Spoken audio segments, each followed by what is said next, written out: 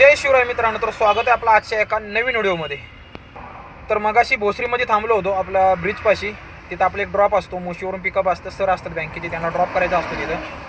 तर त्यांना ड्रॉप केला आणि तिथं असंच थांबलो होतो आणि एक रिक्षावाला आला पाठीमागून आणि गाडी माझ्या पाठीमागं गाडी लावली आणि ओला उबेरवालाच होता आणि मला पुढं रिक्षात येऊन माझ्या गाडीपाशी मला विचारायला लागला, काय आहे का धंदा वगैरे, काय बुकिंग वाजतायत का. तर म्हणलो नाही, आत्ताच थांबलो मी येऊन, अजून तर काय मला वाजली नाही. तर म्हणलं काय राव, बुकिंग सध्या कमी आले आहेत असं तसं. तर म्हणलं हो आता आहे, ज्याला भेटतात त्याला भेटतात. मला म्हणला काय राव, काल पुण्यात गेलो होतो आणि माझ्यावर तिथं पावती टाकली राव पोलिसांनी. म्हणलो कशाबद्दल. म्हणला लायसन दाखवलं आणि लायसन असलं तरी म्हणला पावती टाकली माझ्यावर. म्हणलं काय झालं काय. म्हणलं माझे पेपर चेक करायला लागले आणि म्हणले लायसन दाखव, हे दाखव, ते दाखव. म्हटलं मी दाखवलं लायसन, तरी मला म्हणायला लागले बॅच नाही तुझ्याकडं, तरी माझ्यावर पावती टाकली. तर तो मला म्हणतोय काय, लायसन आहे माझ्याकडे तरी पावती कशी काय टाकली, रिक्षा चालवायचं लायसन आहे की माझ्याकडे, तरी कशी काय म्हणलं मग पावती टाकली. अरे ते म्हणले ते बॅच लागतोय, म्हणले बॅच लागतोय की. अरे बॅच काय, रिक्षा चालवायचं लायसन आहे की माझ्याकडं. म्हणलो साहेब तसं नसतं, रिक्षा चालवायचं म्हणजे प्रवासी वाहतूक आली, प्रवासी वाहतूक म्हणलं तर तिथं प्रवासी वाहतूक करण्यासाठी बॅच असतो, तो लागतो.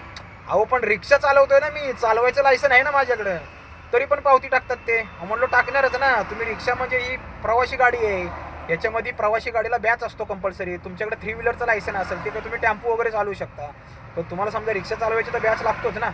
तुम्हाला म्हणतो अहो असं असतं का. अहो मला बॅच काय ते माहिती आहे, पण मी अजूनपर्यंत काढलं नाही, मला कोणी अजून अडवलं पण नाही, असं वरून मला म्हणतोय. म्हणलं बॅच काढून घ्या तुम्ही, रिक्षा चालवायची ना म्हणजे लायसन आहे फक्त 3 व्हीलरचं येतं तुम्हाला. आणि जर रिक्षा चालवायची असेल ना तर त्याच्यामध्ये बॅच असतं. बॅच हे प्रवासी वाहतुकीसाठी असतं, म्हणजे बॅच असेल तर तुम्ही प्रवासी वाहतूक करू शकता. हां का, मला माहिती नव्हतं हे बॅच, मी नाव ऐकलं होतं. म्हणलं मग रिक्षा कुणाची आहे. अहो रिक्षा शिपची आहे, 300 रुपये शिप आहे म्हणला. अहो तर मी म्हणलो लायसन कधीच आहे तुमचं. म्हणलं लायसन माझं लई जुनं आहे. म्हणलं मग तुम्ही बॅच नाही का काढला अजून. नाही म्हणलं मी अशीच रिक्षा चालवतो शिपवरती. म्हणलं मग तुम्ही स्वतः रिक्षा का नाही घेतली. कशाला स्वतः रिक्षा घ्या म्हणायचं, मी कधीतरीच चालवतो ना रिक्षा, मी जास्त कधी गावाला असतो कधी इकडं असतो, मग कशाला रिक्षा घेऊ. कधी इकडं आलो की मग रिक्षा चालवतो. म्हणलो गावाकडं काय, अहो गावाकडे शेती आहे ना माझी, मग मी काय स्वतः रिक्षा घेत नाही, तिकडं करतो थोडं आणि इकडं पण करतो, असं आहे. म्हणून मी इकडं कधी आलो तर कुणाची शिपणी रिक्षा भेटली तर घेतो आणि चालवतो. तर असं आहे बघा मित्रांनो, म्हणजे काही लोकांना अजून बॅच कशासाठी असतो हेच माहिती नाही आणि अशामधून चांगल्या रिक्षावाल्यांचं नाव खराब होतं.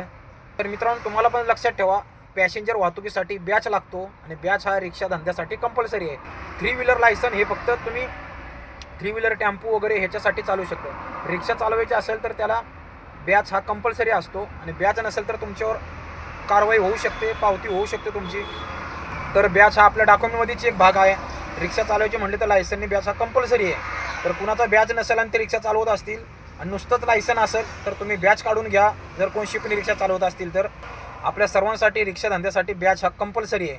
तर मित्रांनो हा व्हिडिओ जास्तीत जास्त शेअर करा ज्यांच्यापर्यंत, ज्यांनी कोणी अजून बॅच काढलेलं नाही आणि रिक्षा चालवत आहेत, तर तुमच्यावर हमखास कारवाई होऊ शकते. तर बॅच लायसन हे कंपल्सरी आहे आणि गाडीची डॉक्युमेंट ही ओके असली पाहिजे, इन्शुरन्स वगैरे. तर चला मित्रांनो, कसा वाटला व्हिडिओ कमेंट करून सांगा आणि जास्तीत जास्त व्हिडिओ शेअर करा. चला, जय महाराष्ट्र, धन्यवाद.